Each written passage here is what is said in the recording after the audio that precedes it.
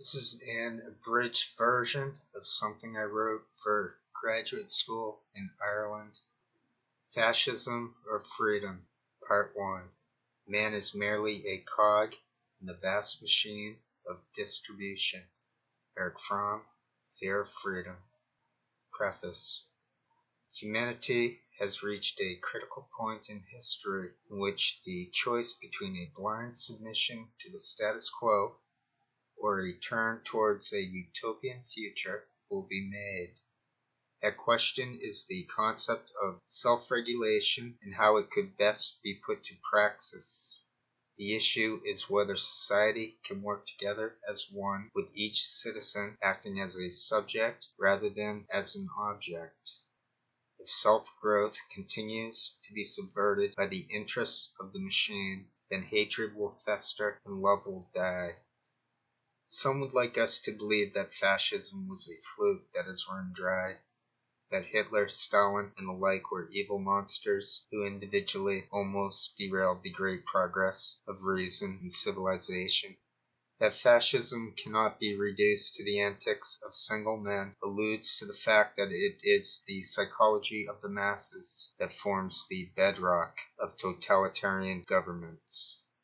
It is also in these masses that the solution must lie, for until there is a radical transformation in the educational process, that is, according to Paulo Freire, until the potential intellectual in each of us is allowed to develop, the majority will continue to live as automatons. They will continue to accept things as they are, and since such an attitude allows others to manipulate the decision process in an easier way, feelings of insignificance and alienation will continue to breed.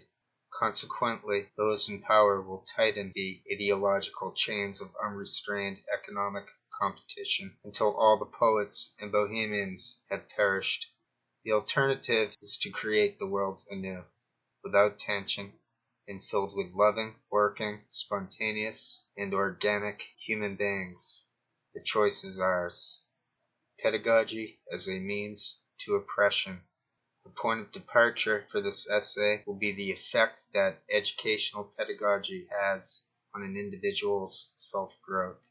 One of the main tools utilized by the state to manipulate a passive mass culture is education. Students are programmed from early on to think that knowledge comes from outside sources rather than from within.